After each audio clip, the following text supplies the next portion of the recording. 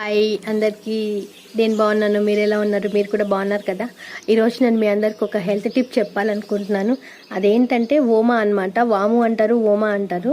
దీనివల్ల ఏంటంటే చాలా హెల్త్ బెనిఫిట్స్ చాలా ఉన్నాయి. సో అలాంటి బెనిఫిట్స్లో నేను మీకు ఒక బెనిఫిట్ మాత్రం నేను షేర్ చేసుకుందాం అనుకుంటున్నాను. ఏంటంటే మనకు డస్ట్ ఎలర్జీ అలాంటివి ఉంటుంటాయి కదా, దగ్గు జలుబు అలాంటివి రావడం, ఒకసారి గొంతు పట్టేసినట్టు అవుతూ ఉంటుంది కదా. అట్లాంటప్పుడు మనం ఏంటంటే ఈ ఓముని కొంచెం కచ్చపచ్చగా చేసుకొని దీనికి తేనె యాడ్ చేసుకొని తినడం వలన మన గొంతు అనేది మనకు సరి అయిపోతుంది. అంటే మనకి థ్రోట్ ఇన్ఫెక్షన్స్ అనేది గ్రాడ్యువల్గా తగ్గుతుంది. ప్లస్ ఏంటంటే మనకు ఇన్స్టంట్ రిలీఫ్ కూడా వస్తుంది.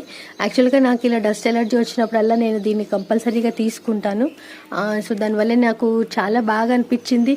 అది నేను మీతో షేర్ చేసుకోవాలని చెప్పి నేను మీకు చెప్తున్నాను. మనం ప్రతిసారి మనకు మెడిసిన్ అవైలబిలిటీలో ఉండదు. ఒకసారి మన